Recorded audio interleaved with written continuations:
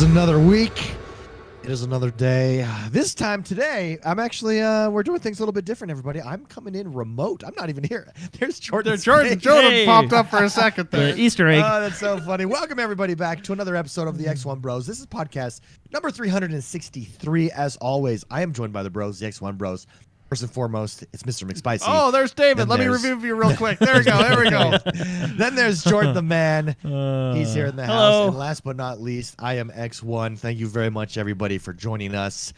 We did have an issue, everybody, this last week on Apple's side of things. For those of you who listen on Apple Podcasts, they just didn't propagate. It propagated to about half of our listeners. The other half, it never propagated. So we were up on Spotify. We were everywhere else. And like I said, we were halfway on Apple. It looks like it's working now, though. It was on Apple's back end. A lot of podcasts were experiencing that this week. So we should be good. Bear with me. I'm a little bit under the weather. That's why I'm not here. I didn't want to get Jordan the man and Mr. McSpicy sick. So I'm here by myself doing things. So, I think we should just jump into it. Let's jump right into Rust. Oh, Rust. All right. All right. Yeah. Let's bring it up. Jordan, the man, I want to start with you. It is here on console. We've been waiting for it to come on console. The last time we played Rust was when it was in preview mode, early access on Steam, and it was one of the first like true early access games.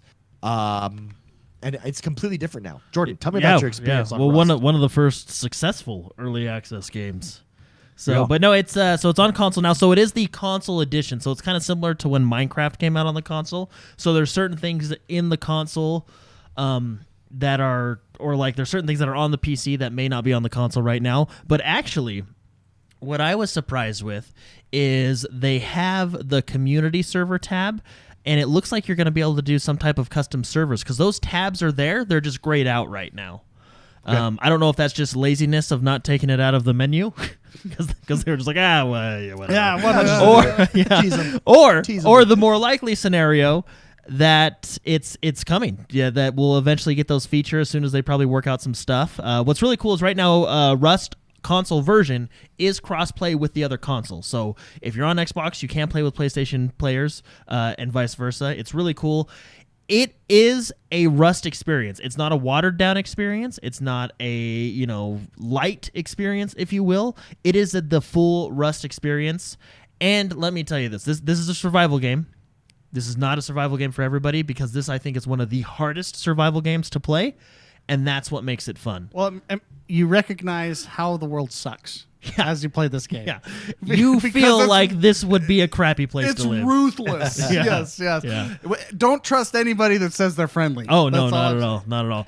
There has been, I feel like, there's a few bugs here and there that I think it's Double 11 who's in charge of the console port. They've acknowledged they're fixing.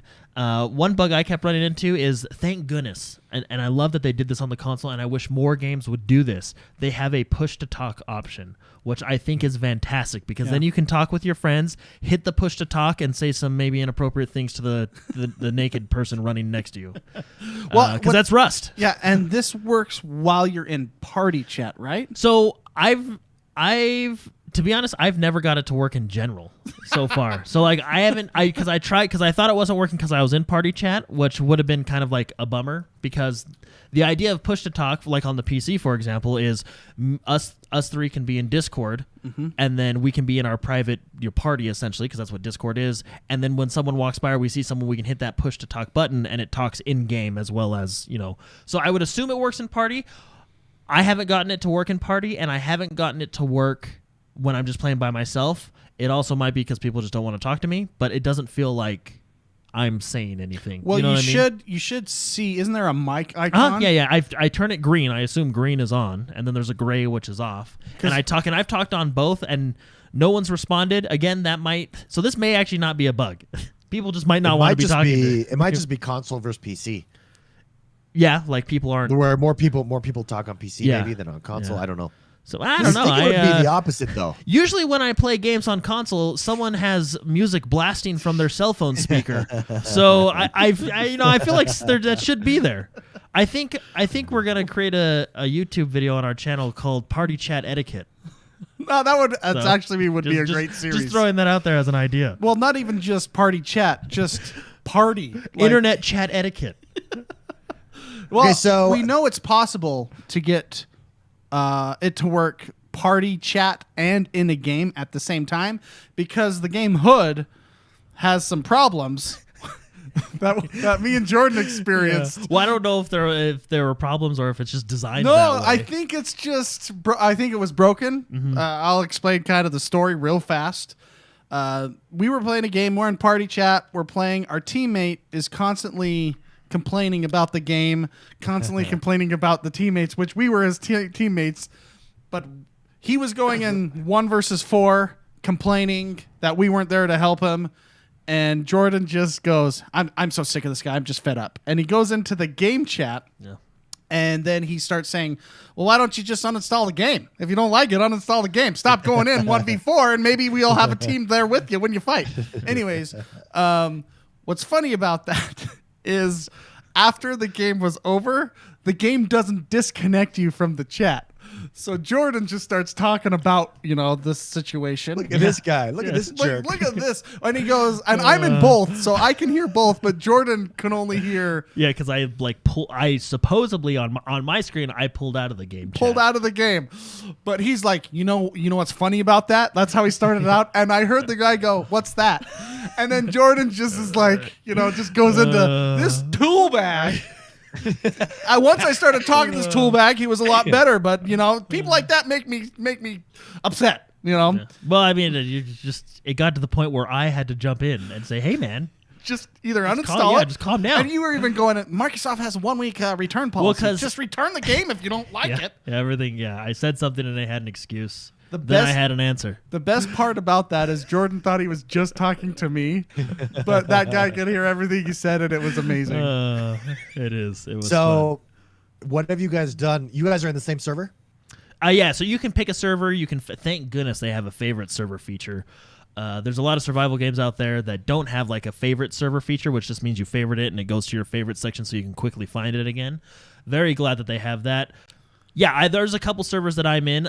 What I like to do is I like to join. So right now the max server, as far as I can see, is 100. Mm-hmm. On PC, I think they can get up to 500. So I don't know if that's just a console limitation for right now, because this technically is released on PlayStation 4, Xbox One. So it's a previous gen game that we're playing on the new consoles, right? So it's not necessarily Series X optimized. And I wonder if it does become Series X optimized if the Series X can handle that 500 player server, which will be interesting. But to start out with, so a little Russ tip here. To start out with, I try to start out with, just to get back into the game, at least half population or lower servers, so 50 or lower, just because everybody's out to kill you, and it's really hard to. Everybody is. Yeah, everybody, Even and the world. Yeah, that's what I'm saying. Even God is out to kill you. It's a tough survival game, but I think that's where its fun is. And once you start leveling up and playing with friends and stuff like that, it becomes really fun. But I've gone into a couple servers and built some shacks, and killed some people and gotten some killed. Shicky shacks. Now, when you build shacks, when you leave the server, those structures remain? Correct. So how Russ does it, and this may be to counteract that, is there are servers that wipe weekly, which I think if I remember correctly, they're either set up to I think on the console, from what I understand, there's servers that wipe weekly. So every week I think it's Tuesday, every week it'll wipe, so the server will be fresh again. Now on the PC, there's some servers, and I think this might be more in the custom server section, but on the PC, there's some servers that wipe the world, but they don't wipe your blueprint progress, if that makes sense. So you can still craft really quickly, but the stuff in the world is wiped. Now I don't know if that's going to work on the console. I think it's just a straight wipe. There's also a decay system. Yeah, there is a decay system. Which, if you build something and then don't go there for several days, it'll disappear in the world. It'll slowly take damage, and buildings will decay, and it makes it easier for players to knock them down. Yeah, that's an attempt to prevent cluttering of the world, because everything you build is permanent unless you blow it up or it decays. Now, when we played last, people could easily get into your structure. Is that still the case, or can you pretty much lock it down? You can lock it down. They can still get in, but it does take high-end gear to get in. Yeah, and you have to be creative on both sides, defending and even if Attacking. There's a lot of ways you can build structures. Like think of a structure like an onion defense.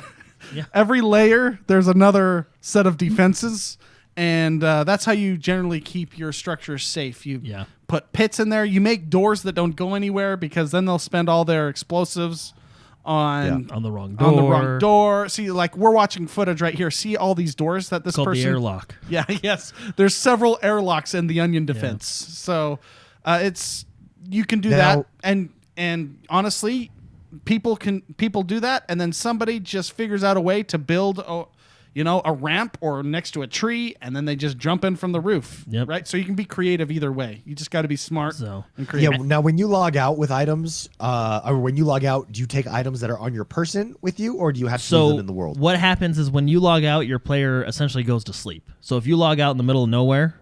So David logs out in the middle of nowhere. Your player essentially falls down and is sleeping. Still in the game. I can walk up and go, oh, there's David, and kill you. And then whatever you have on you, I can take. There are storage containers that act as like little storage containers. Oh, that's crazy. Yeah. And then obviously when you log out, you want to log out within your base or your settlement that you've made and secured. And then going back to building, when you're building a base, usually you start out with wood, but you can upgrade if you have the material, fairly easy to, wood, stone, metal, all that stuff. So, and you can get locks with pin numbers, higher end locks, yeah, to do all that stuff. And sorry, just one more thing about the wipes on the console right now. We have weekly wipe servers and monthly wipe servers. So if you feel like you don't want all your stuff to be gone in a week, you can jump onto the monthly wipe servers, which I think is actually the perfect amount. Yeah, I think that's a good time. But anyway, also you can fly a helicopter. So hold on, you said that it was cross-play. Does that include PC or is it only console? That is only consoles because like I said, it's a console edition, so it's similar to when Minecraft first came out on the console.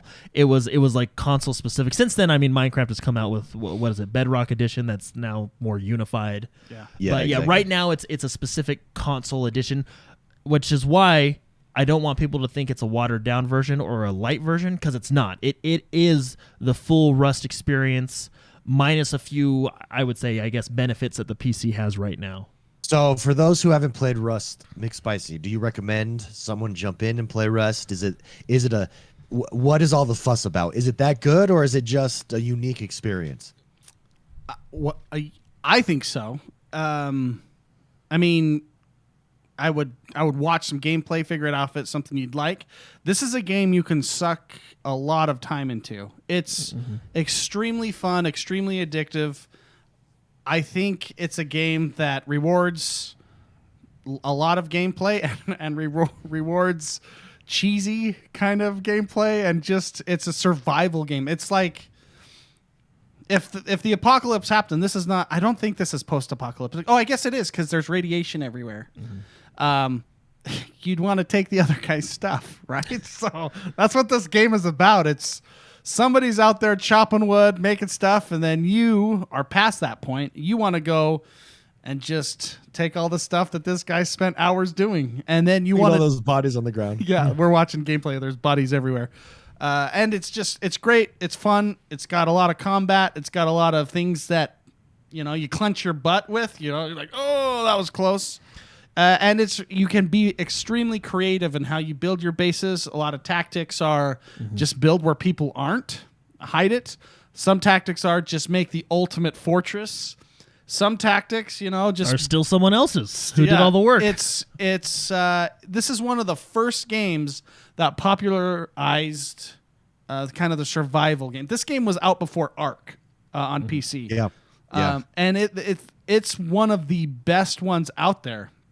Because it's total sandboxy. There's so many stories that can just take place because of just the chaotic nature of the scenarios that you run into. So the replayability is fantastic. There's a lot of fun things to do, like get blueprints to build better stuff. A lot of the good loot is in the radiated cities and towns, which there's NPCs in there, and also there's players. So there is PvE stuff that you can do. There's definitely PvE. Do they have PvE servers? Like no PvP servers? No. It's strictly everything is PvP. Okay, because Now when custom servers come out, you may get some of those, but all official servers are straight. On the PvE was available on PC. I remember that, but there's a reason this game was made so long ago and is still around. It's a very good game. I highly recommend watching streamers and YouTube content creators play this game to see if you like it. But it's one of the top games for a reason. That begs the question: did you guys get into any interesting scenarios? Well, just don't trust anybody. Yeah. Don't. There's been a couple times where I felt like I've wasted an hour or two because you know, because my strategy is I don't want to build on the beach. So you start out on the beach. That's your spawn point. Everybody builds on the beach, man. You want to get out of there. Just go inland, man. It's a hot zone. So I've been going inland, but I go inland and I'm trying to find like a nice spot where that's not really contested, and then like somehow I'll die or radiation or another player who is already inland, who has weapons at this point, like guns, will shoot me, and it gets rough. But no, it is really fun. I would emphasize that it is a difficult game. If you're looking for a Valhalla experience, this is not it. Yeah, Valhalla is still very good, and I think Valhalla is one of my top 3 survival games. It's one of my favorites. But this is because of the PvP aspect and the very unforgiving environment and player base, it's difficult. Yeah, but there's a lot of carrot on the stick. Mm-hmm. That's why you keep playing it, and there's a lot of frustration, and then there's a lot of revenge. Yeah, no, there is. There's a lot of dynamics in storytelling if you want to get into it. You just where does that guy live? Where's his base? I'm gonna sneak and follow him, and then when he signs off, we're gonna blow it up with C4. That place is mine. Yeah, it's a very fun game, though. Highly recommended. From me. There you go, guys. Rust is here. As soon as custom servers come, we might do an XoneBros custom server. But maybe we could just do a favorite server and own the server as a community. That'd be super fun as well. This week, we had Bethesda announce, it got announced. There were some rumors. When is the Xbox Showcase, what's going to be at the Xbox Showcase, and we finally got an official announcement, and they're calling it the Bethesda Xbox Showcase. It is June 13th at 10 a.m. PT. It's very exciting. What I find interesting here, and Spicy, I'd like to get your thoughts, because you were right, I think. The fact that they're calling it the Bethesda Xbox Showcase, to me, underscores Bethesda is us. Yeah, here is what you're getting for that. They totally want to capitalize on their investment, which that is an investment worth showcasing. That is an amazing purchase for Microsoft. Yeah, definitely. Let's get some gameplay, right? Yeah, Jordan, do you have any thoughts on Bethesda Xbox Showcase? June 13th at 10 a.m. Now, normally Microsoft does theirs in the afternoon. The last 2 E3s that we've been at have been like at 1, 2 p.m. This one's at 10 a.m. So I wonder if we're going to get extra stuff throughout the afternoon that's focused on, I don't know, but Jordan, thoughts, the Bethesda Xbox Showcase. They just want to clock out. Well, actually, it's probably not even going to, I don't know if it's going to be live. I would assume it's going to be just a pre-recorded video of, people standing there and pretending it's live, but it's actually not, one of those videos. Well, it's similar to a Nintendo Direct, which I think is actually a really fantastic format. We've talked about it before. Yeah. The funny thing about Bethesda is I don't know. Like, I think we're gonna see Starfield, and I don't know if we'll see gameplay or if we'll see a trailer, but I think, or just a cinematic trailer or gameplay, but I think we will actually see Starfield. Whether it's released this year or what was the rumor last week, early next year, which I think it'll be like a January, February title. Okay. So, we might get gameplay because if it's releasing January, February, which is kind of where the rumors are putting it, or in that time frame, it's close enough for gameplay maybe. So, but who knows? I think we'll at least see Starfield. As for their other stuff, they have a lot of studios. They have Arcane. They have... the list goes on. Aren't there over 20 at this point? Yeah. Well, Bethesda themselves, like with Microsoft... within Bethesda. Yeah, within Bethesda. Arcane, Machine Games. I don't think we'll see it. I would love to see something on the new Indiana Jones game, but I think it's probably still super early in development from Machine Games. I wonder if we're going to get anything from... who is it? It's Machine Games, and then who's the other one? id. The guys that do Doom. I wonder if we'll do anything from Doom. You know, if Or we get anything, maybe another Rage. Rage was a good IP. Yeah. I'll tell you another one that's really good. Evil Within. If you've not played Evil Within, if you like Resident Evil and the latest Resident Evil, go play Evil Within. It is so good. Yeah. Evil So we might get one of those. There were rumors that dropped. There were rumors that dropped this week on what we're going to see on the stage, and one of those rumors was by insider Clobril, who's been pretty correct on some things in the past. And he said he believes we're going to see 5 AAA new IPs like from new or just like new from scratch, New, or like new. new as in Doom 3 is a new game type of thing. new as no. I think new as in like Halo Infinite would count. Yeah. Okay. as one Yeah. of those. Okay. Yeah. That's what I'm saying. Okay. Yeah. So we can assume Halo Infinite. We can assume a Forza. We can assume. Well, what else can we assume? Oh, Fable. I know think we're gonna get Starfield. Fable. That's 3. Starfield is 4. So what's number 5? That's the question. Perfect Dark. Oh yeah. Maybe we'll get some Perfect Dark because Yeah. was it at E3 last year where we saw that cinematic Perfect I Dark think it was trailer, at or was that Games Gamescom? Showcase? Yeah. Was it the Games Showcase? So maybe we'll get the problem is with all these games that we're talking about. I mean, when are they going to be releasing? Because you don't want to release Halo and then a week later Perfect Dark. You know what I mean? You don't want to announce releasing Halo and then a week later show a video of Halo not being very close to being finished, and then have to change everything and apologize 500 times. I guess we've talked about this with Game Pass. It kind of negates that because you can always go back to those. And all these games, what's really cool is all these games that we're talking about, Halo, Perfect Dark, the other with Starfield, they're all going to be on Game Pass. What a deal. Yeah. Yeah, what a huge deal. Brian F. in chat says the showcase logo has so much Halo stuff in it. Really hoping to have a lot of great info about Infinite. And I agree. I think we're going to get the full showcase of gameplay of Halo. What it's like with their map. That's what I'm most curious about. How big is that map? How does it work? How does it function? What's multiplayer like? Stuff like that. I think they're either going to do this. I think they're going to start the show with a big Halo presentation. I'm talking 20, 30-minute presentation. Ooh. You know, like saying, hey, here's Halo campaign. It looks awesome. Here's Halo multiplayer. You know, because we have yet to see multiplayer yet. More likely, I think they'll end the show with Halo. And I'm talking, but maybe a 15-minute presentation. You know, we'll see some campaign demos. We'll see kind of the direction they're going with, you know, because they haven't necessarily said open world, but it kind of alludes to a with the map open world UI we've seen. Yeah, it kind of very much. It seems like that phrase I used with Resident Evil 8, a linear open world. You know, which is, it's, you play it and you'll understand. But I think we'll see that. I think we'll definitely see multiplayer of Halo. I also think we'll get the release date. I think Halo Infinite is going to be the big title for them in this fall. What do you? I agree. Oh, sorry, go David. ahead, Mark. No, you go ahead, David. Sorry. Don't forget, Captain Obvious in chat says Avowed. Clobril. Oh, that's right. That was one of the games that he said was going to be shown as well. Gameplay of Avowed, which would be so sweet.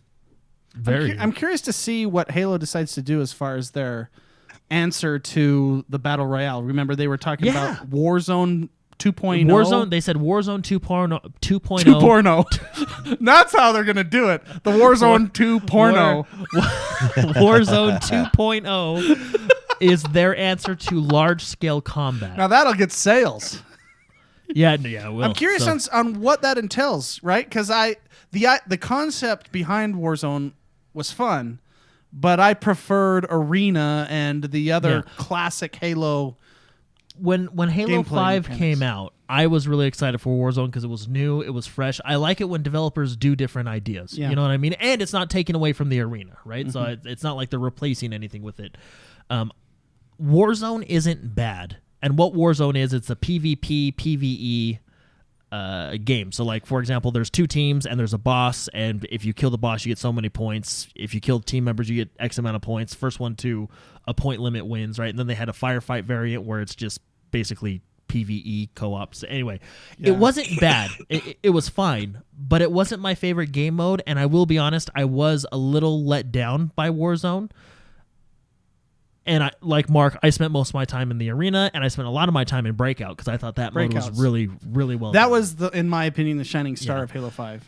Now, their answer, they said Warzone 2.0 is their answer to large-scale combat, which BR is basically your large scale combat. At this I point, think Halo is perfectly set up for BR. The idea of just running around grabbing new weapons, power-ups, shields. You can start with just health and then get over shit. Like Halo, I think, is already perfectly set up to be a cool BR game. And the fact that it's a skill-based shooter makes it even more fun. So, I mean, I'm not saying Halo has to be a BR or they have to have a BR. I don't necessarily think they will. I just think it would do well. I think it would. And I think it would be fun. I think it would be a great. It just fits the mold of what Halo is, and power. Like Halo, in its classic sense, is PvP with power ups. Yeah. That's battle royale. Yeah, basically. So I think it could fit the mold really well. And I don't think, for those worried that I hate battle royale, Halo has never gone only one direction when it comes to multiplayer. They try other things, but they still have their classic arena style that they've always kept to. So I think I'm curious to see on A, if it would work, and A, what it is, and B, if it'll work, right? So, yeah.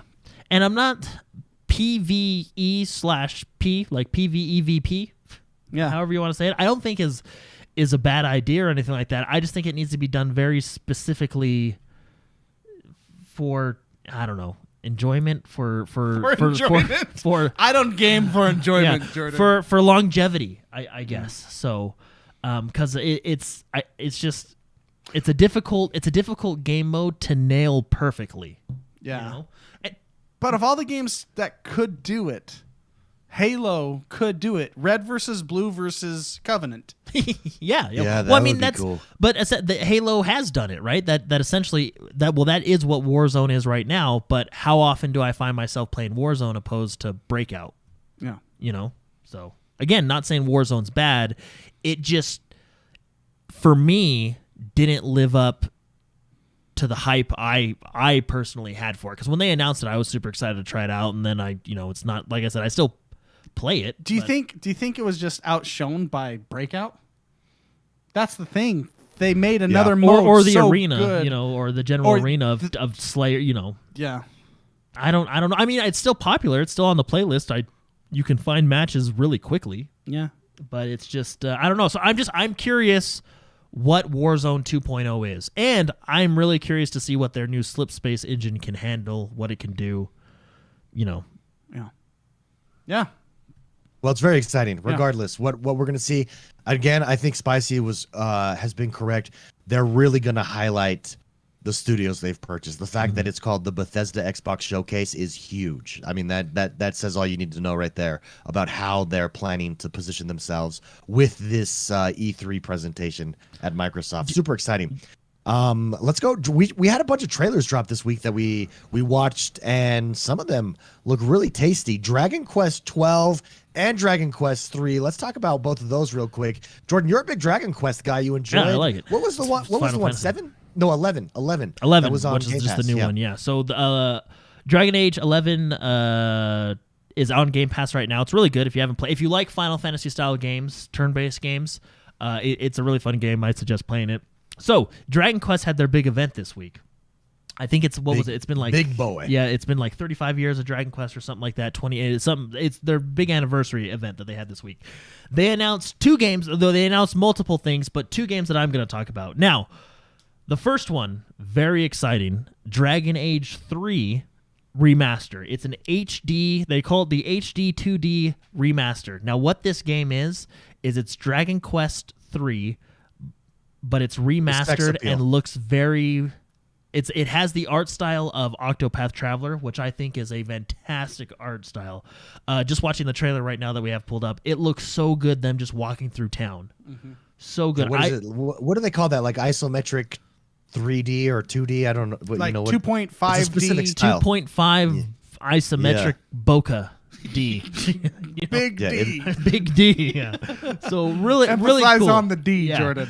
Yeah, it's really cool. Check out the trailer. It's no release date for it. All we know, to be honest, we don't even know if it's coming to Xbox. That's my worry, is they're going to get me all excited for this, and then they're going to put it on only one platform that I'm going to have to go buy, Yeah.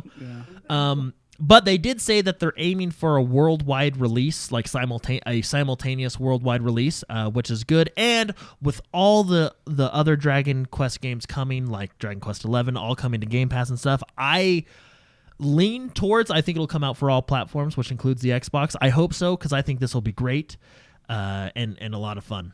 The next one is they announced the new Dragon Quest 12. No gameplay, nothing. All we did was we got a title and the logo. It's called Dragon Quest 12 Fames of Fate. Again, no release date. We don't know what consoles it's coming out for. All we know is that they're aiming for a simultaneous worldwide release. Now, when they say simultaneous worldwide release, the simultaneous, again, makes me think simultaneously on multiple consoles. Now, that console may just be like PC and Nintendo, or you know what I mean, or whatever they decide to do it with, or PlayStation, or I hope it's all the consoles, because again, I would love to see the new Dragon Quest 12 on Xbox, which I think it'll come because we got all the old ones. Now, about Dragon Quest 12, this is interesting. Series creator Yuju Horii, which I probably ruined his name, hinted at some changes to the traditional turn-based battle system, and then he also said Square Enix is aiming for a simultaneous worldwide release when it comes out. That's all they really said about it. They're very quiet about it. They're obviously they didn't show any gameplay, so they're not ready for that. So I don't know how far out this game is. But changes to the turn-based battle system, interesting. I don't know what that means. It's a very traditional Pokemon turn-based style system. So I wonder, does that mean they're going away from it altogether, or are they just tweaking it? He just said changes. So I don't know. I mean, that could mean anything. I would think it's still going to be turn-based, I would assume. Otherwise, he wouldn't say changes. He would say changing. Yeah, that's true. No, and maybe it'll be more like if you guys ever played, what was it, Final Fantasy 13 with Lightning. It was still turn-based, but it was a little bit more action-y turn-based. Well, it could even be. Remember that watercolor turn-based game, David? You really liked it. It came out like 5 years ago. You could play. It was Square. Was it Square Enix or was it Ubisoft?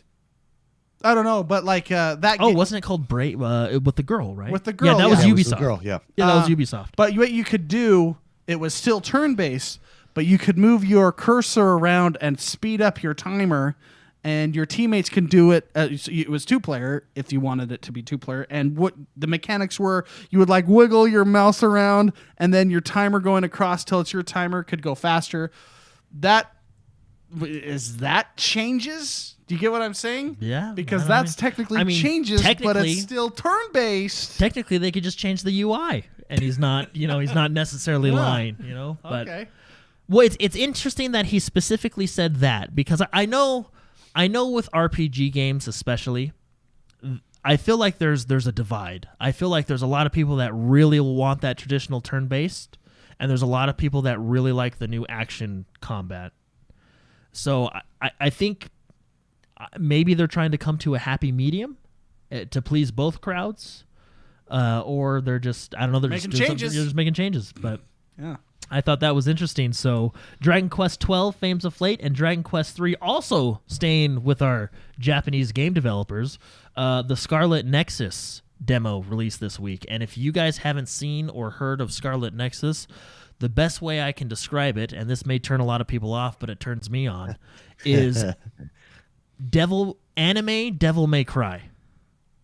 Is the best way. Devil May Cry. Anime Devil May Cry. Baby. Yeah, that's hot. Yeah, I know. That turns me on. I don't know who Isn't that doesn't Devil turn May on. Cry like the ultimate anime already? Well, it's like the ultimate action combat, and they just animate it.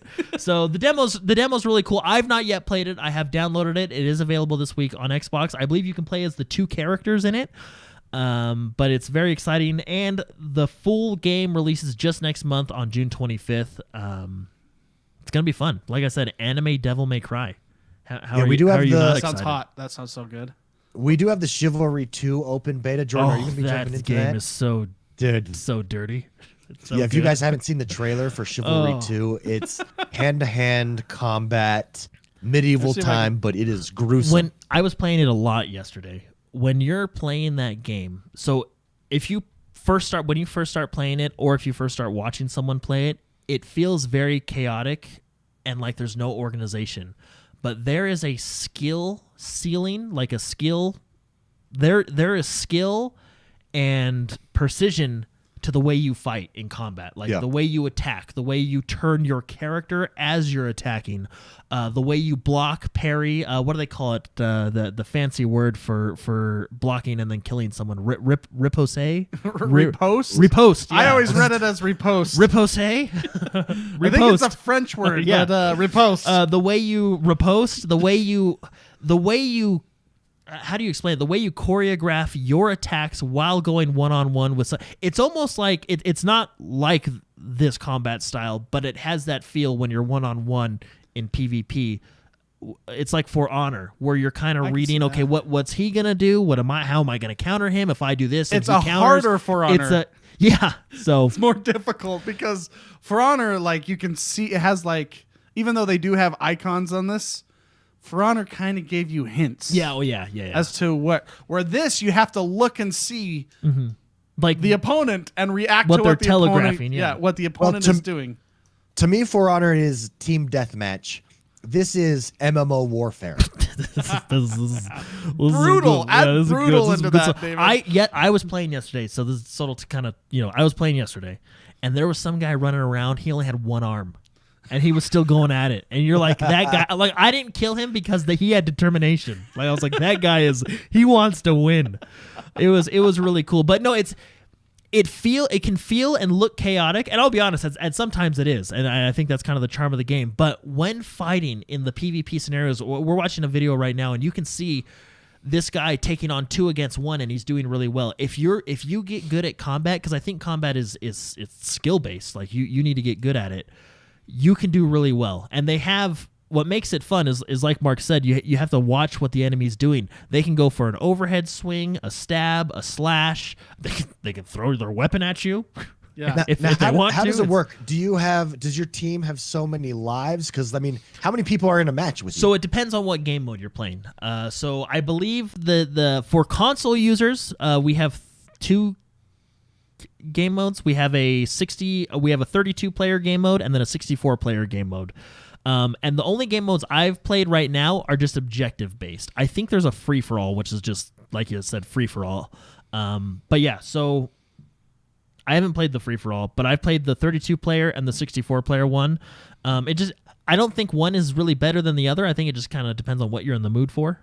But when I've played, they've been objective based. So, for example, and I've been defending a lot. So, for example, the enemy team storms the wall, and then they complete that objective, and then they have to steal so much gold from us, from our gold stores, and then they complete that objective and move forward. It's almost like when you're playing Russian Battlefield. The enemy team is either pushing forward or you're holding them at the line, Yeah, in this gameplay we're watching right now, it says retake the gatehouse. Yeah, exactly. Which you lost the gatehouse, now you got to retake it.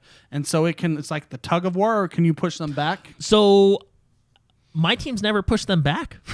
so I don't know.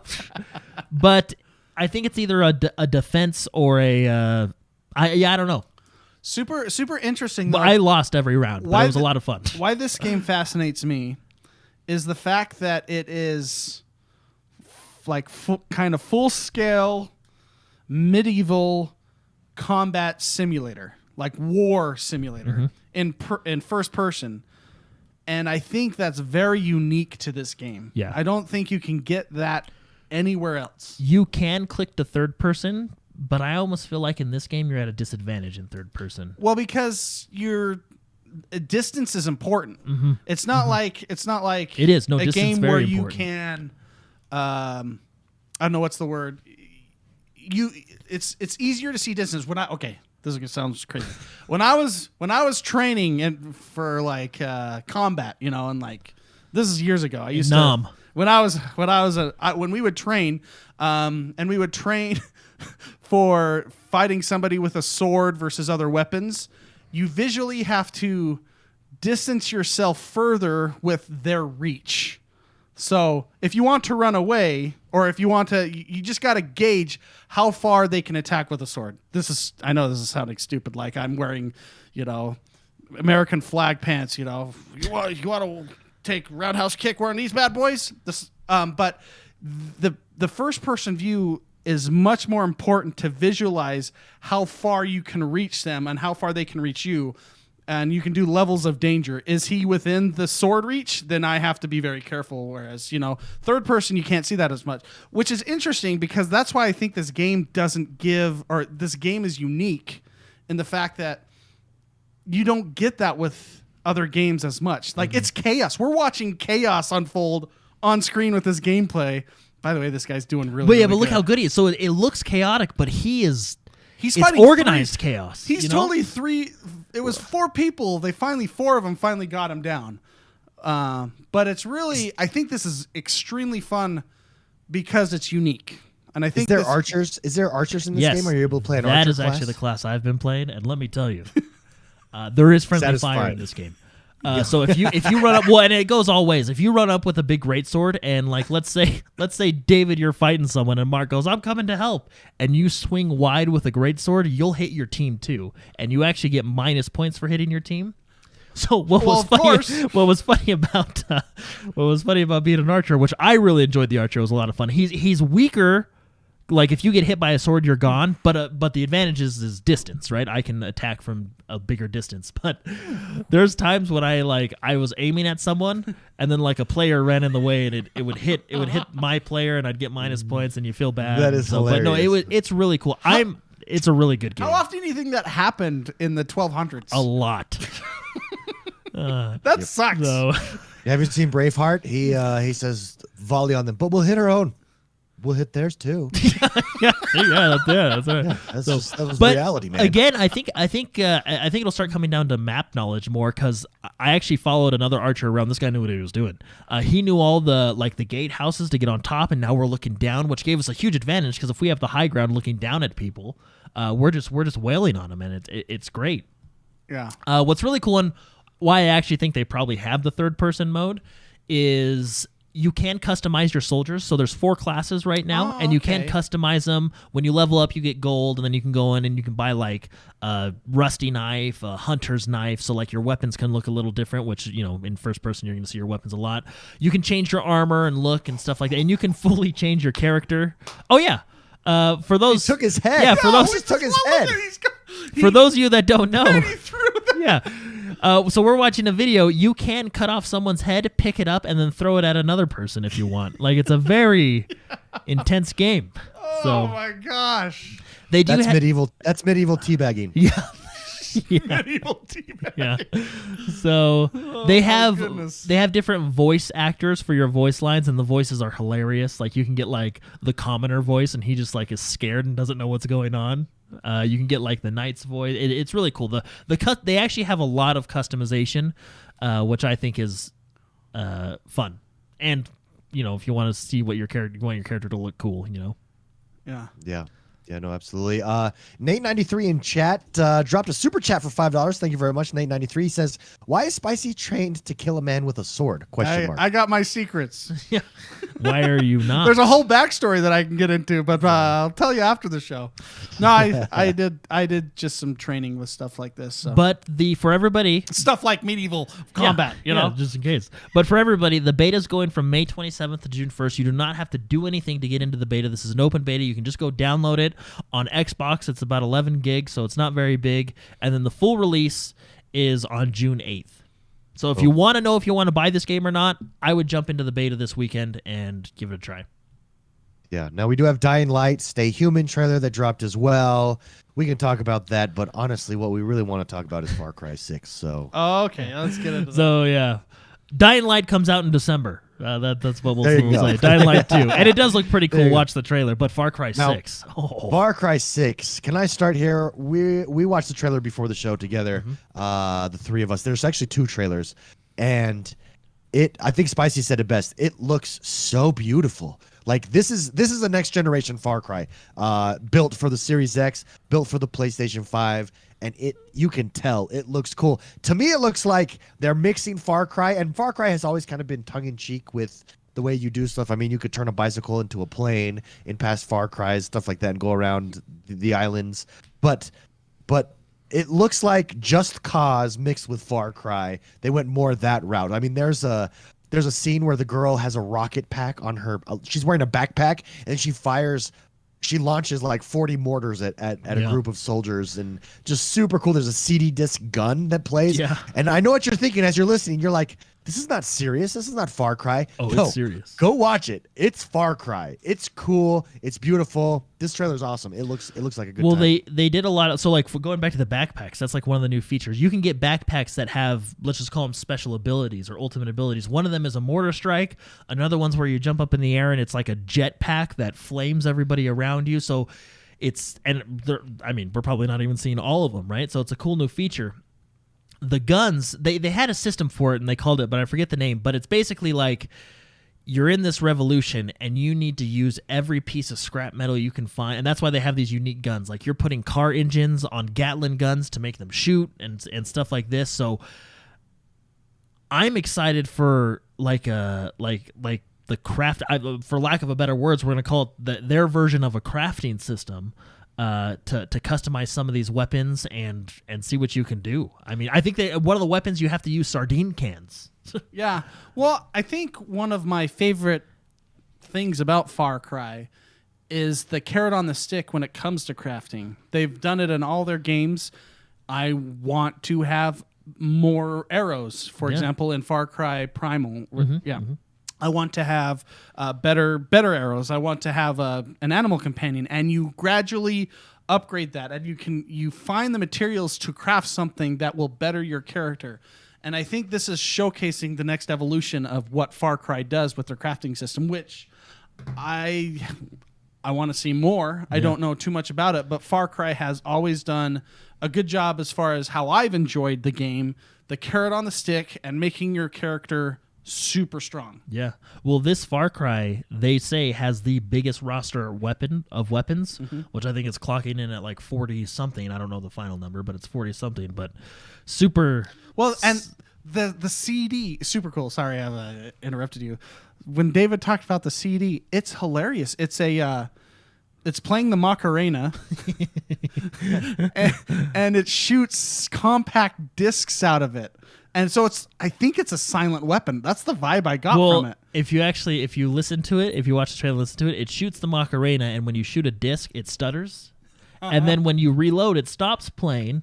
And then what's really cool, just a fun little detail, when you put the new CD back in, it actually continues off in the exact same place it left off on the song. So we're watching it right now. This is the compact disc shooter. It's pretty cool. Well, there's two things I'm actually really excited about this game. The first thing is Anton Castillo, which is the new bad guy, who is played by Giancarlo Esposito from Breaking Bad.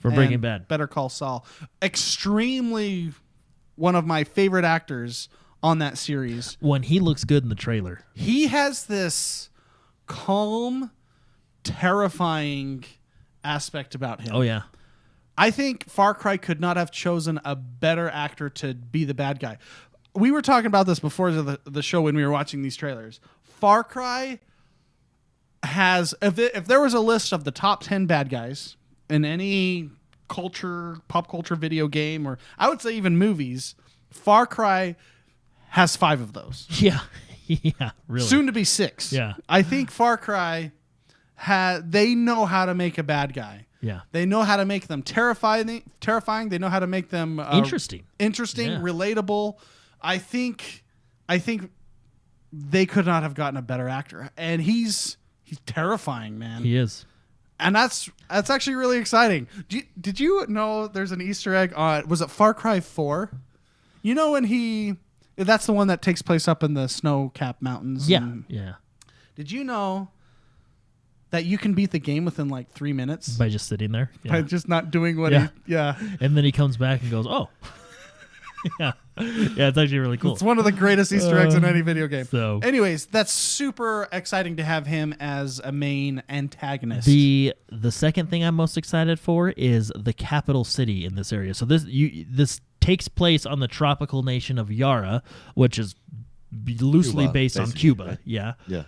They have a capital city, and you can see it in the trailer. What's cool about this is, I think this is the first time in a Far Cry game we've ever had this. This is a very dense, vertical city. Like there's skyscrapers, there's taller buildings. It's a big city. I mean, we've had like locations in Far Cry, but like outposts. But this, if you look in this trailer, like it is a big, dense, urban city, and I'm really excited to see what goes on there in there. And they talk about, how like the city's under martial law, so there's certain checkpoints you have to go through, and how you're going to kind of navigate yourself through the city.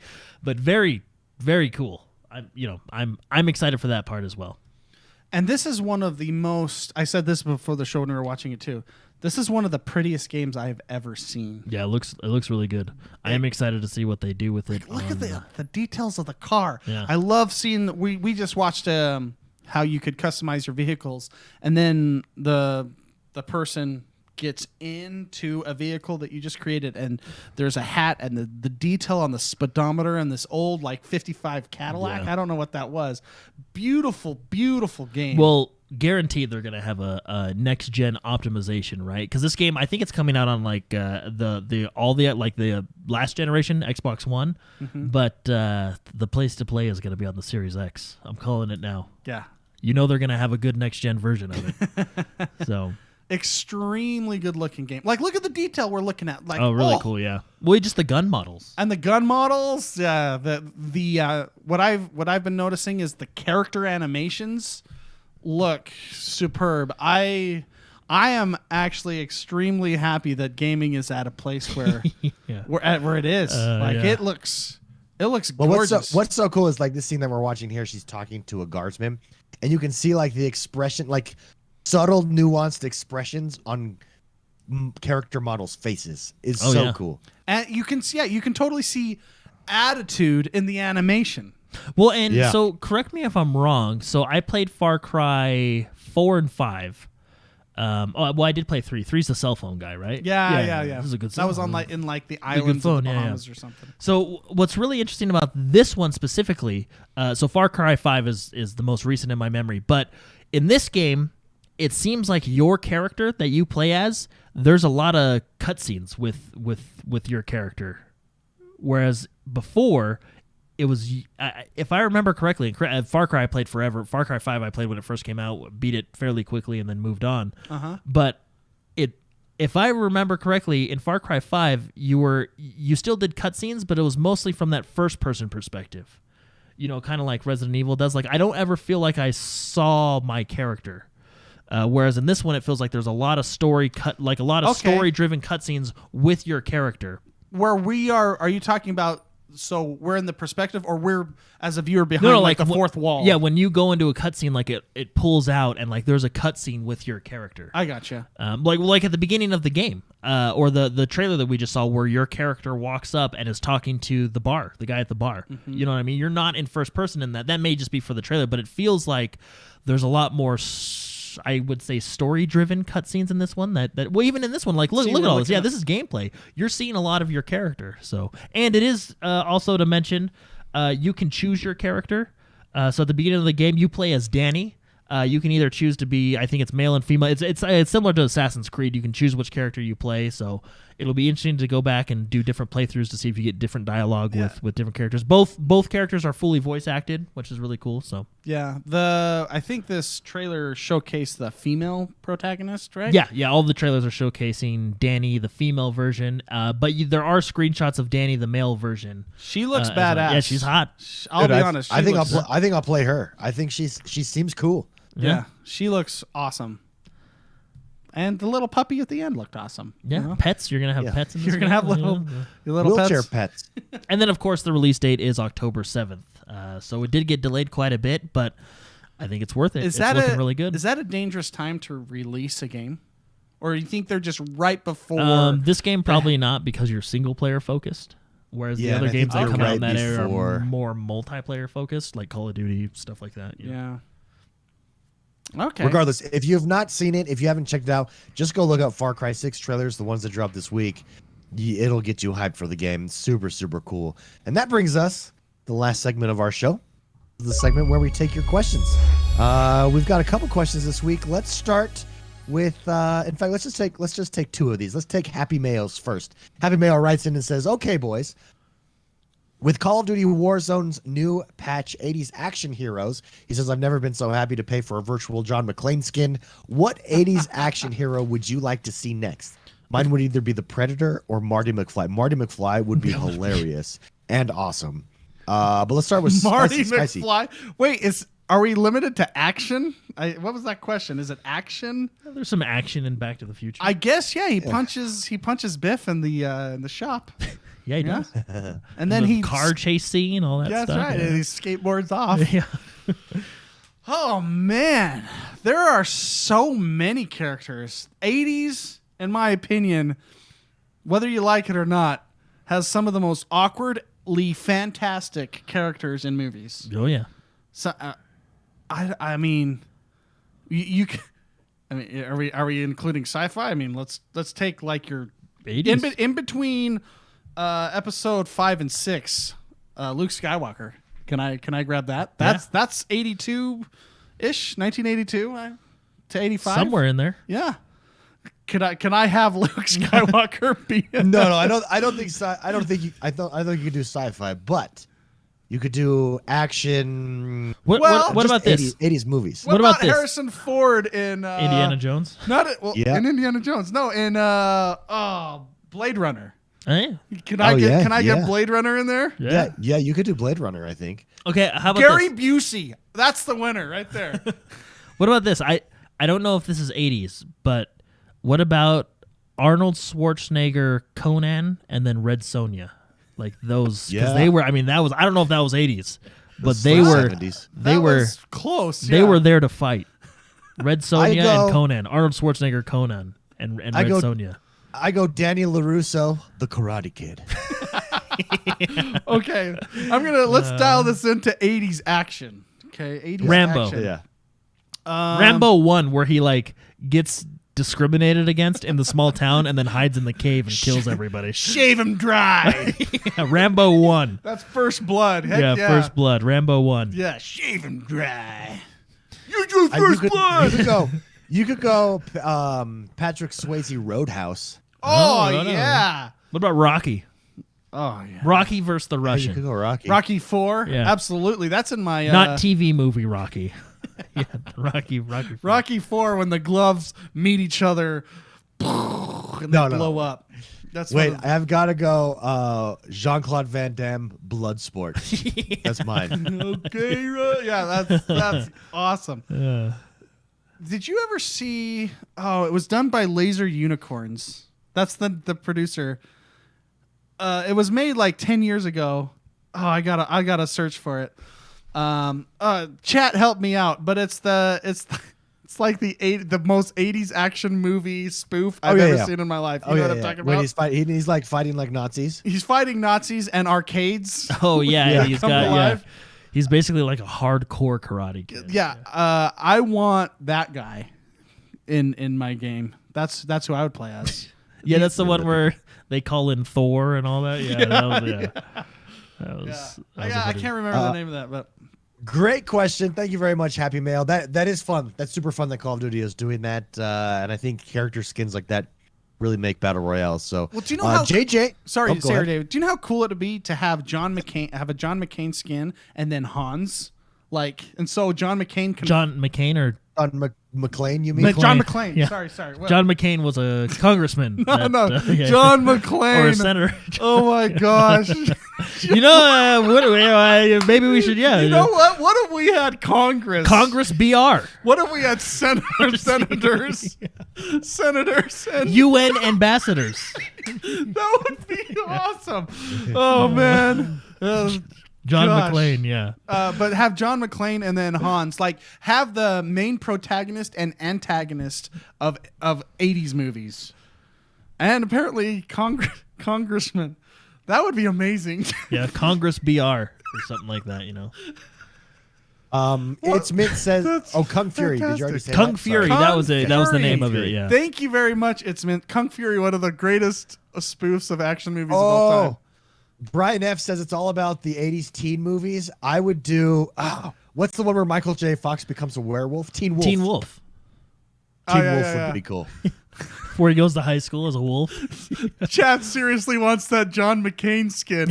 Oh my gosh. Also Bob Dole. Bob Dole. Yeah. Get your UN ambassador skin today. Greta Thunberg. Yeah. Oh my gosh, and just have him duke it out. Are they It's a considered? battle royale. Hey, here's a A question. battle royale. Can you license that since they're public servants? Can you So actually you could just change the name slightly. Yeah, like John McClane. Oh man, because there is something to that. There's No, there is. absolutely something to have. I think a lot of people would get like a Congress BR. red versus Yeah, blue. it's like a Congress VR, red versus blue. Yeah. That would be survival of the fittest. Yeah, and then you have like a third faction, the Supreme Court. Yeah, the three, the legislative, executive, and the judiciary just You go treat out. it like you would treat it like Star Wars Battlefront. The Supreme Court justices are like Yeah, they're your ultimates that you drop. super. Oh my gosh! Well, you can do an they're RTS. supers. You can do an RTS too, because in StarCraft you have the Zerg, the Protoss, and the Terran. You could have the judiciary, executive, and the legislative branch. Just they all counter each other. Oh my That'd be gosh! hilarious. There's something to this. Yeah, This- free ideas, everybody. Yeah, Great Developers ideas. who are out there. Yeah. Developers, Pol- make it a thing. I personally think the politics should stay out of gaming. However, in this case, this would be amazing. Yeah. Well, I think that's Yeah. the type of politics people would want. To just kill each BR, other. yeah. So, Oh man, Again, great question. Happy mail. Thank you very much for writing. Our next question that's awesome. comes from Jay Drain. And Jay Drain writes in and says, first, compliments on your audio quality. It's fantastic. Oh, thank He you. says, I listen to a number of gaming podcasts and I get frustrated and wish they all had your audio quality. Oh, Well, thank you thank very you. much, Jay Drain. He says, second, if you could cross any video game character with any video game tool or weapon, what would it be? He says, I'd like to see Master Chief with the portal gun from Portal. Oh, that's a good one. The portal gun is one of my dream weapons to have in can any you game. imagine Master Chief with the ability to flank like that? The Master Chief flank. Yeah. The MCF. Man, what are some? I would like, since we've seen the rocket backpack in Far Cry 6, I would like to see Mario with the rocket backpack. Mario with the rocket. speed running Bowser. Just boom, boom, boom, boom, boom, boom, boom, boom. So let's see. Any game character with tool or weapon. Does what's that? Is it not Dead Rising? What's You want the that dildo gun? gun? Yeah, you want that gun with Master Have Chief? have Master Chief roll with the dildo gun. That was quite the Thunk, thunk, weapon thunk, thunk, thunk, thunk. against the Covenant. I mean, so we're allowed to even use any game? Sure. Any game? Yeah. What are some of the oh my gosh, my brain's broken. I'm thinking, Jordan, do you have any ideas? Oh no, I don't know. I'm trying to think. Like what? I don't know. Well, I mean the CD gun. Oh, here we go. Marcus Phoenix with Mario's squirrel power up, where he can jump and fly. Yeah, I would imagine that. Or Mario with the Gears gun. Yeah, with the Lancer. The Lancer. Yeah. Just cutting those Koopa Troopas right in half. Oh man. And he can third person crouch behind walls. Yeah, to take and blind fire. Blind fire. Oh man, That would be cool. That's genius. As far as like utility tools, I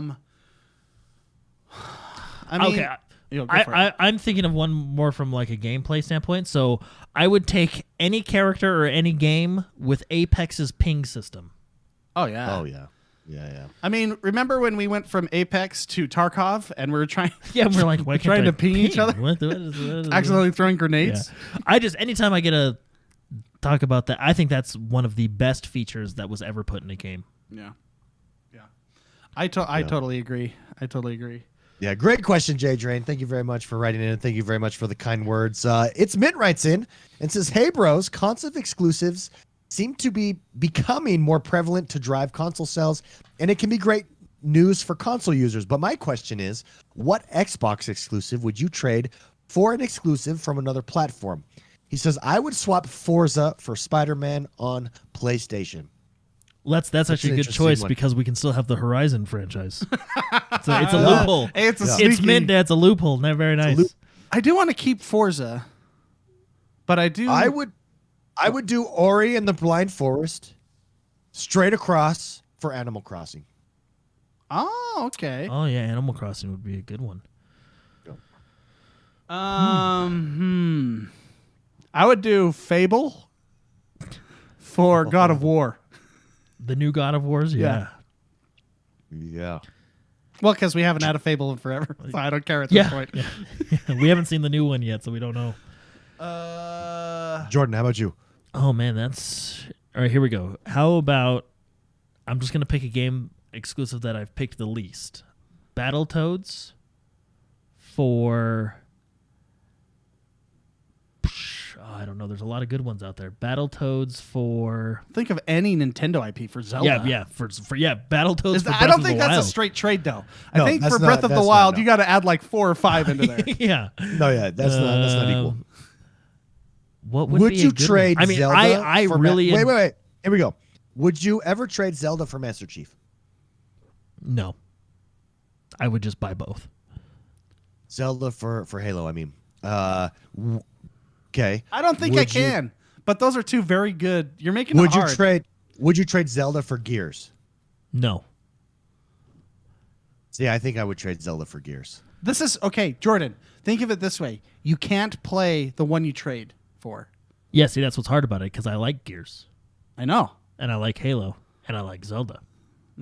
So I would go with It's Mint and poach off one of the Forza franchises through that loophole. And But it's got to be equal. So it's got to be equal, though, right? Like, so it's got to be similarly sized popularity of franchises. Are we allowed to use Bethesda games at this point? I know they are exclusive. Well, they are. You yeah. can't go. Yeah, we can go Bethesda. All right, okay. I would take Prey for. What was Okay. There was one that wanted to. Oh, I would take Prey for Horizon. No, I don't think that's equal. It's Prey equal. is like Prey's like solid, but Horizon is much bigger to PlayStation than Prey will ever be to Xbox. I would take that trade. You're cheating. Well, of course you will, because you're cheating. Your opinion is wrong, stupid. Yeah. What about like No. Wolfenstein for Horizon? Wolfenstein. Ooh. I would say like That has Doom okay. for Horizon Wolfenstein. even. Okay, how about this? How about this? Prey for Days Gone. I feel like those are similar in popularity because I would like to play Days Gone and Wolfenstein for Horizon. Keep in mind, Horizon just came out with their West Their demo second- this week, and it looks Looks dirty. cool. Looks way Yeah. cool. So Perfect Dark for Parappa the Rapper. Which I actually love that game. Perfect Dark for Pokemon. Perfect Dark. Oh, Pokemon. No, see, Pokemon's so big, you'd have to give up. You'd have to give up. It'd have to something be a big. big franchise to give that one. No, but I think Yeah. I would do that. I would do that. So I would go Prey for Days Gone. You guys remember Days Gone? It was the open world zombie biker one. Okay. Prey yeah. for Days Gone. I feel like those are equal. Both very unpopular. That's good. But good. but good, yeah. I feel like they're No, both we don't need sleeper Days titles. Gone. We don't need Days Gone. We have State of Decay. Well, but they're different. Yeah, I was State of Decay for Days I don't Gone. think. I actually think that Jordan, you can't get a right answer for David. Yeah, I think he's going to say you're stupid because I after think everything. David has seen the new trailer for the new Horizon game. Oh, it's good. Wolfenstein for Horizon. So we have Wolfenstein 1 and Wolfenstein 2 for Horizon Zero Dawn and Horizon the Far West. What's hard about Bethesda is we've not had them exclusive to Xbox, so like Speak for I yourself. don't feel ownership over them, you know? I do. As What? soon as they announced $7.5 billion, I feel ownership over them. Well, and we've pretty much played all these games, so like Yeah, with yeah. Jordan, I think he's totally biased on some of this because he's already played it, so he doesn't care. Like Okay, Wolfenstein, okay. Wolfenstein is great, but you play it once and it's it's a Yeah, single here we player. go. The next Elder Scrolls exclusive to Xbox. No. What do you trade for that, if anything? Nothing. Okay. That game is Halo pure. let's Zelda. go down the line then. That would be a Zelda one, right? yeah, I feel like Yeah, you Breath could of the go Wild across 2, Zelda. because I bet Breath of the Wild and Skyrim are essentially Yeah. on the same tier of. But I don't know. A new Elder Scrolls game, I don't know if I'd want to give that up. I don't think I want to Okay, give let's that go up. down the line. Halo Infinite. For what? Or well, Sony. what, do you give it up? Yeah, Right? the entire. I don't think I give up Halo Infinite either. This is very difficult, David. You're messing with our emotions here. I may be persuaded to give up Gears. But you gotta sweeten the deal. But yeah, you got to make it worth it for me, because I'm not talking about I'm talking about Gears as a franchise. Like, No, I think 4 and 5. I think 4 and 5. Yeah, I franchises. think 4 and 5 are really good. But Gears 1 through 3, they were, in my opinion, pretty close to perfect. As a whole, like that trilogy. And 4 and 5 are really good too, and I'm excited to see what they do in 6. But because we would give up Gears Tactics as well, which is also another really good game. Gears Pops, I don't care about at all. Okay, yeah, let's give up Gears Pops. We'll give up Gears Pops for What's for color? that PlayStation demo one with the bots, the robots, Rappa. So Okay, how about third party? So what third party game you can take one and make it exclusive, but then you have to give an exclusive of equal value.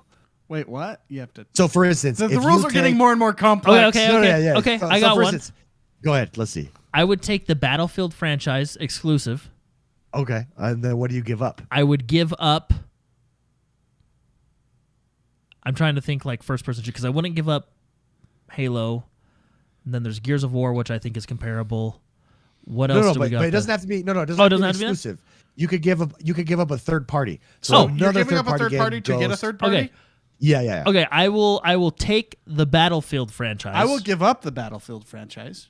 Okay, I will take the okay. Battlefield franchise, and I would give up, and I'm going to get a lot of flack for this one, I'd give up the FIFA franchise. Ooh.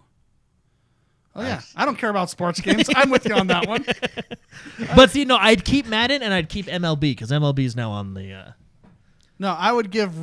So if we're doing third party, like pretending that they're exclusive, I would give up Battlefield to get Assassin's Creed. Really? Wow. Yeah, interesting. Yeah. We'll have to see what you say next month after the new Battlefield trailer. That's very Yeah. true. Yeah. That's an interesting one, because I Which, feel like did you Assassin's see- Creed... But I mean, Battlefield's the same way. Like 1 year they're a hit, the next year they're not. The next year after that they're a hit. And I you feel know? like the last 3 Assassin's Creed have been awesome. They have been good, starting with Origins forward. Yeah, I think they have nailed it when they just stopped caring. yeah. Whereas the last Battlefield 5, I think 1 was really good. 5 was hit and miss depending on the week and who was in charge of posting Okay. stuff. What do you have to? What third party do you have to give up to get Grand Theft Auto? What's the equivalent? Is there an equivalent? Red Dead. No. Trust, that's not an equivalent. Rockstar. Let's just say Rockstar, right? No, the new Grand. Here we go. How about this? Yeah. I would take Grand Theft Auto and give up Far Cry. I don't think No, they're equal. it's not on the same. I don't they're think not they're on the equal. I think same they. page No, I yet. think they are. Far Cry and something else. Yeah. Okay. Yeah. You got to give up something else. Okay, Far This Cry. is a 2-for-1. Okay, Seriously, Grand Theft okay. Auto is like one of the Okay, greatest. Far Cry. Like I feel like you'd have to give up a Skyrim. Far like Cry, Elder Scrolls. and Anthem. Basically, you're going through the discount bin to trade for the AAA. Okay, no. Well, hey, Far Cry's a big series. Oh yeah, that's true. No, but it's not. But it's not Grand Theft Auto. big. the new let's Okay, say the new Grand Theft Auto 6, okay. that we've never played. Okay, Grand Theft Auto 6, and I would give up Far Cry and Assassin's Creed. I can see See, that. That's pretty good. Do you Because think those that's are a fair deal? I'm not sure I that. think I'm it's not pretty sure. good. You gotta, I mean, look at sales numbers between. I think Far Cry sells just as much and Assassin's Creed as Grand Theft Auto. Grand Theft Auto just has a more prestigious, name, I guess, because it's Rockstar. Yeah, I would make that trade. I would give those up and play a Rockstar game. See, I'm sitting on the other side, and if I'm like, I feel if bad. I'm Those are like both Ubisoft PlayStation titles. or if I'm PlayStation or Nintendo, and I get those two as an exclusive, but I have to give up the exclusive of Grand Theft Auto, I don't think I do it. Yeah. No, see, that's what I'm saying. I would give those two up to take the Rockstar game. Yeah. The new. Well, Grand what Theft would you Autos. give up, David? Yeah, this has all been about us. Let's talk about you.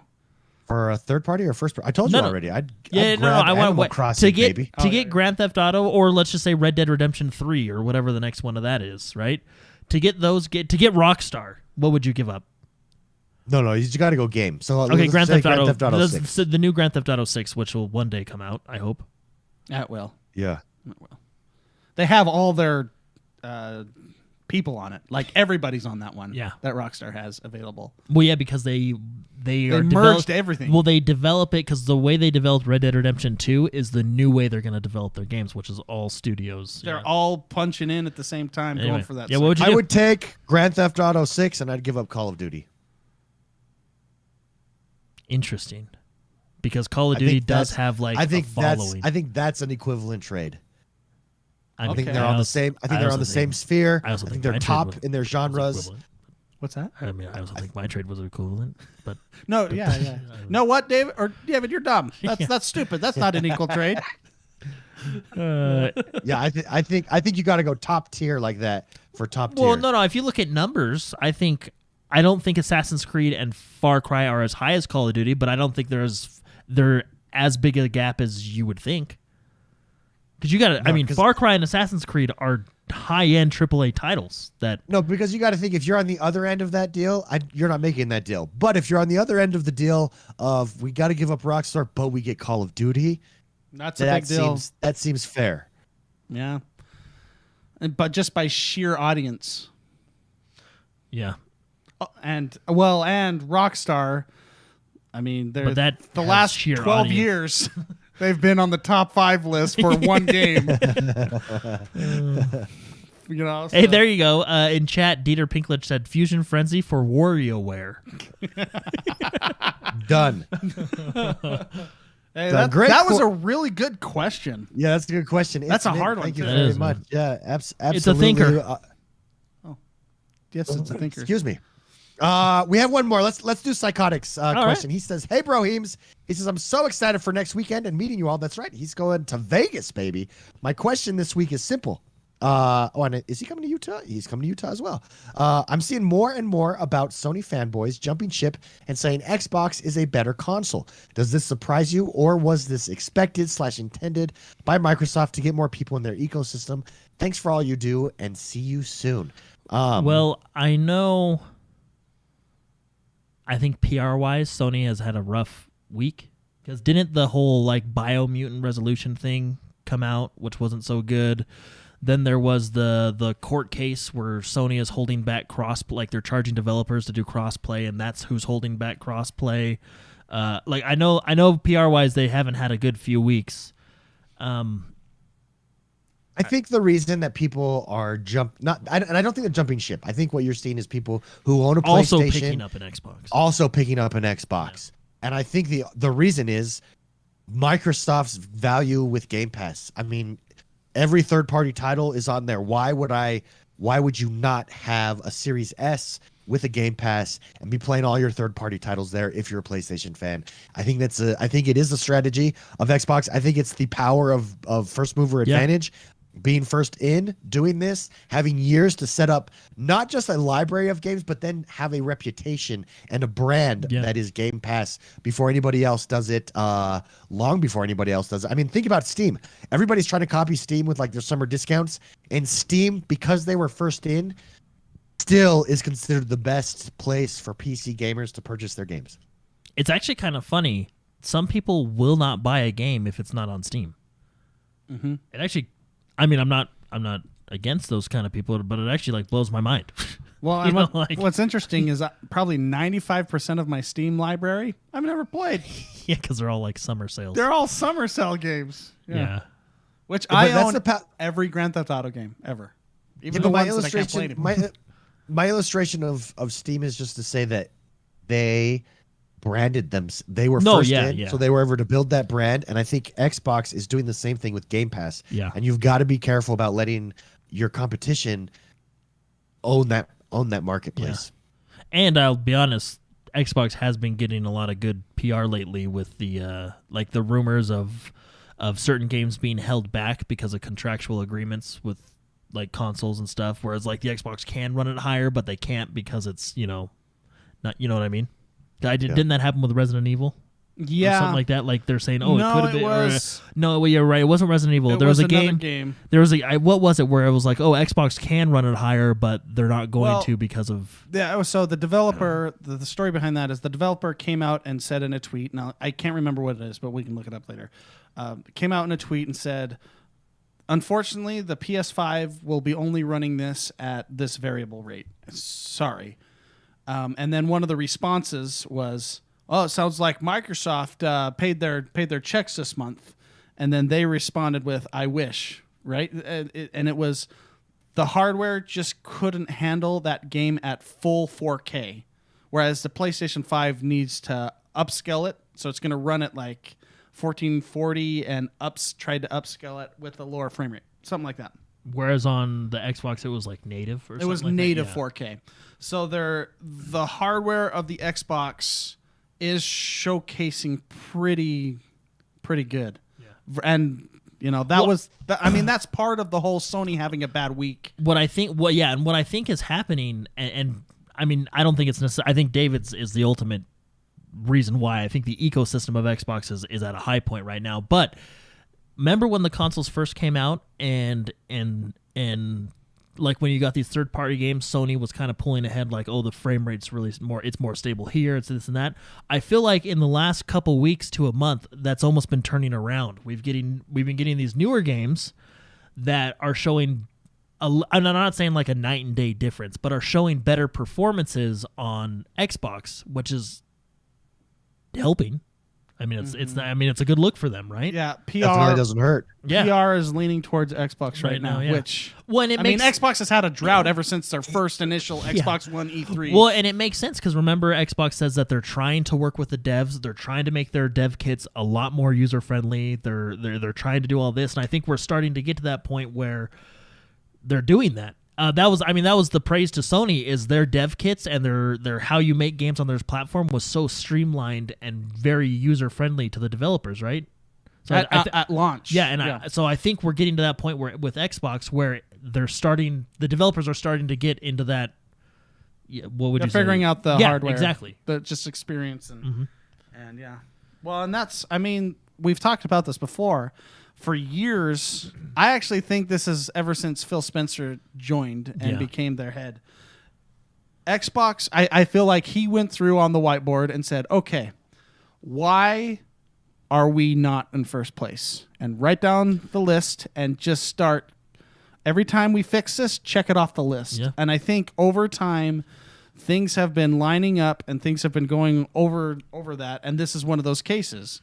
The hardware was difficult to streamline, to optimize for our developers. Okay, let's start getting these things pushed out to them. Let's even do things for them, like the frame rate updates. Yeah, that FPS was on boost. FPS boost. Another big PR move that a lot of people are happy with. That was on Microsoft's side, not the dev side. Yeah, exactly. And I think they've just done a really good job at just trying to get rid of the negative list. Mm-hmm. And once you get rid of the negative list, all that's left is the positive list. And I think Microsoft, over time, this has been a long battle because of that initial E3. I feel like that list is getting smaller and smaller, and people are starting to recognize that. Well, just first-party titles was on that list. Yeah, you know. And Japanese developers and is on that list, just right? like David said, they tried something risky and new, and it's starting to work. The subscription service is going to push Microsoft ahead. Well, and again, like David said, the first mover advantage. Do you think there will be another platform that will be able to compete heavily with? Yes, because with Game Pass? Yes, I believe so, because they're going to be forced to. Yeah. Well, I mean, if we look at using David's example of Steam is dominant. I would say the next best one is probably Epic Games, and they're doing a lot of good stuff, but Steam is still big. You know what I mean? Yeah, well, and I don't know if I feel like when you lead the charge, you know. Well, the problem with Epic Games is they should have named their client something else, I think. So because they're tied to that's Epic Games, they're the Fortnite guys. Whereas Steam is Valve, but Steam is Steam. Steam doesn't have any it's not tied to a game. Valve just stopped making games. Yeah, well, yeah, they focused on Steam, right? Yeah, and Dota. That's why we don't have Half-Life. Yeah. But I mean, it's not called the Valve launcher, right? I think if it was called the Valve launcher, it's a marketing mistake. Yeah. I think Epic Games launcher is the Epic Games Store is a mistake because you limit yourself there. But well, I mean, because when you jump into Epic Games has a lot of third-party games that are on there. I mean, they got Cyberpunk, they got a ton of games, right? But I guess when you think of Epic Games, do you think people think, oh, it's only Epic Games?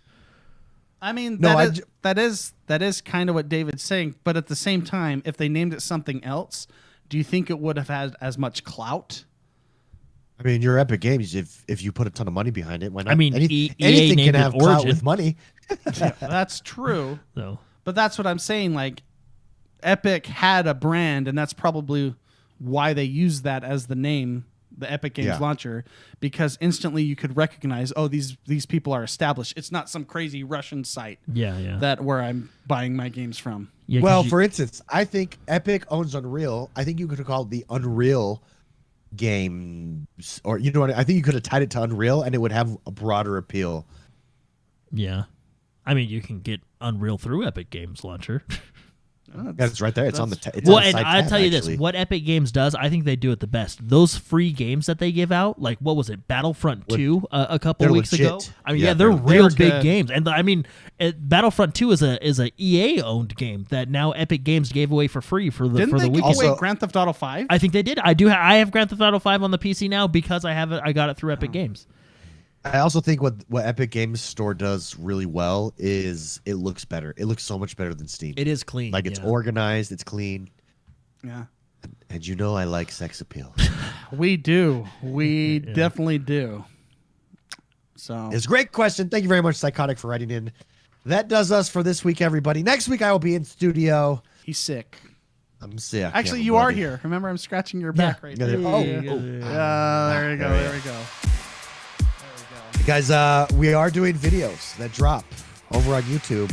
They're supposed to drop daily, but I got sick, so they didn't drop daily this week. But we had 2 or 3 really good ones. Jordan's streaming it on YouTube. Come follow us over there. YouTube.com/X1Bros. Rate, review, and subscribe to us on iTunes, Spotify, wherever podcasts are. We'll see you guys next week. It's a fight to find my better way. I'm walking away from the silence of your bright against it. I just wanted to be happy. I didn't want to be so strong. I don't understand why you leave me so alone.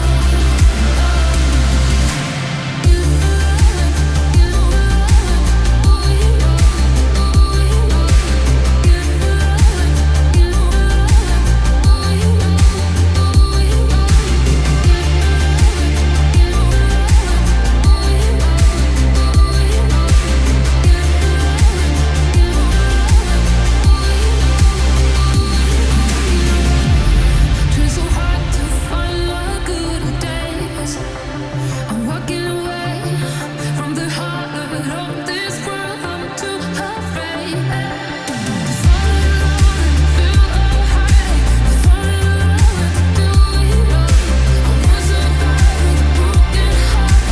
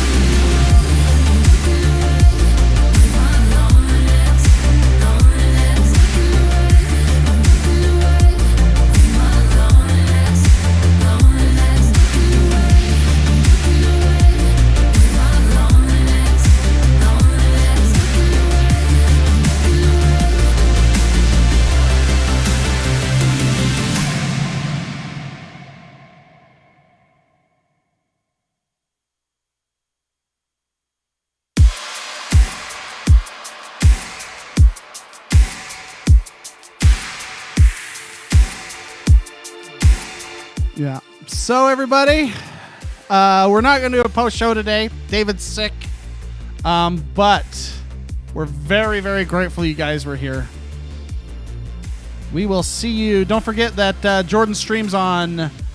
When's your next stream, Jordan?